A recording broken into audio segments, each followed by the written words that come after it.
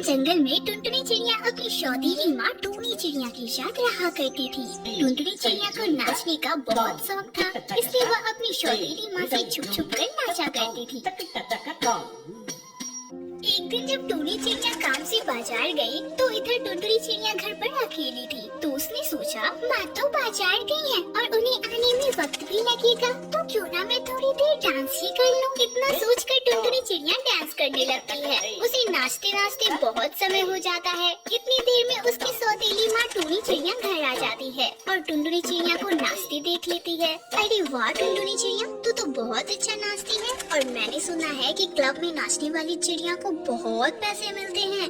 रुक, मैं कल ही तेरे लिए किसी क्लब में बात करती हूँ। अब तू रोज क्लब जाएगी और मेरे लिए बहुत सारे पैसे कमा कर लाएगी। अपनी सौतेली माँ के मुँह से ऐसी बातें सुनकर टुनटुनी चिड़िया चौंक जाती है। अरे माँ, तुम ये क्या बोल रही हो? तुम होश में तो हो ना माँ? तुम मुझे क्लब में नाचने को बोल रही हो? माँ, मुझसे ये नहीं होगा। क्या बोला तूने? तू नहीं नाचेगी? अरे नाचेगी तो तेरी मरी हुई माँ भी। अगर तूने नहीं नाचा ना तो मैं तेरा वो हाल करूँगी जिसकी तूने कल्पना भी नहीं की होगी। इतना कहकर टूनी चिड़िया टुनटुनी चिड़िया को पीटने लगती है।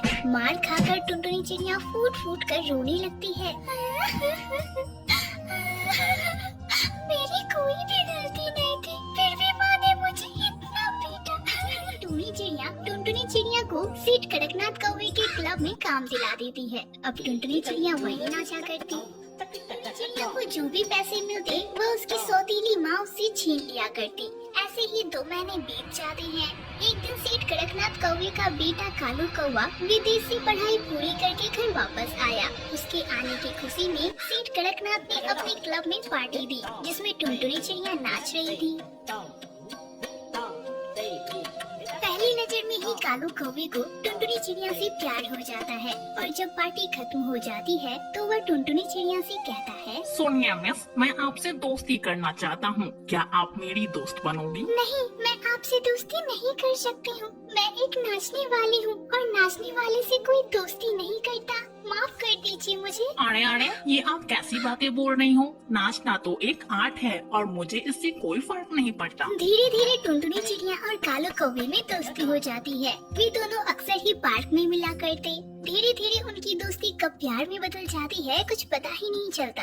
एक दिन कालू कौवा अपने पिता सेठ कड़कनाथ से बोलता है, पिताजी, मैं टुनटुनी चिड़िया से शादी करना चाहता हूँ। पिताजी, वो मुझे बहुत पसंद है। अरे कमबख्त, तेरी हिम्मत कैसे हुई मुझसे ये बात बोलने की? क्या इसी दिन के लिए मैंने तुझे बड़ा किया था कि तू एक नाचने वाली चिड़िया के साथ शादी करे? कमबख्त, मेरे रिश्तेदार मुझ पर थू थू करेंगे। पर पिताजी, इसमें बुराई ही क्या है? टुनटुनी एक बहुत ही अच्छी और संस्कारी चिड़िया है। अरे बेटा, तू जिसे संस्कारी बोल रहा है वह एक नाचने वाली चिड़िया है और आज पहली बार तेरे ही मुँह से सुन रहा हूँ कि एक नाचने वाली चिड़िया संस्कारी भी हो सकती है। बेटा, अगर तुमने उस नाचने वाले से शादी की ना तो तू मेरा मरा हुआ मुँह देखे कहाँ। कालू कौवा खामोश हो जाता है और अपने कमरे में चला जाता है। कुछ दिन ऐसे ही बीत जाते हैं। एक दिन जब सेठ कड़कनाथ अपने क्लब में कामकाज देख रहा था तभी अचानक से उसे हार्ट अटैक आता है। तभी टुनटुनी चिड़िया क्लब में ही मौजूद थी। वह सेठ कड़कनाथ की ऐसी हालत देखकर तुरंत से डॉक्टर बुलबुल को कॉल करती है।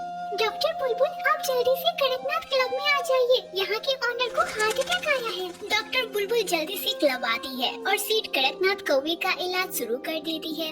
ये लीजिए, मैंने कुछ दवाइयाँ लिख दी है और आप इन्हें समय से दवाइयाँ देते रहिएगा। अब टुनटुनी चिड़िया दिन रात सेठ कड़कनाथ कौवे की सेवा किया करती। टुनटुनी चिड़िया की इस सेवा से सेठ कड़कनाथ जल्द ही ठीक हो जाता है। एक दिन सेठ कड़कनाथ टुनटुनी चिड़िया से कहता है, बेटी, मैं तेरा ये उपकार कभी नहीं भूलूंगा। बेटी, मैं तुझे अपने घर की बहू बनाना चाहता हूँ। क्या तू मेरे बेटे से शादी करेगी? सेठ कड़कनाथ कौवे के मुंह से ऐसी बातें सुनकर टुनटुनी चिड़िया बहुत खुश होती है और सर हिलाकर हाँ बोल देती है। कुछ दिनों बाद ही कालू कौवे और टुनटुनी चिड़िया की शादी बड़ी ही धूमधाम से हो जाती है।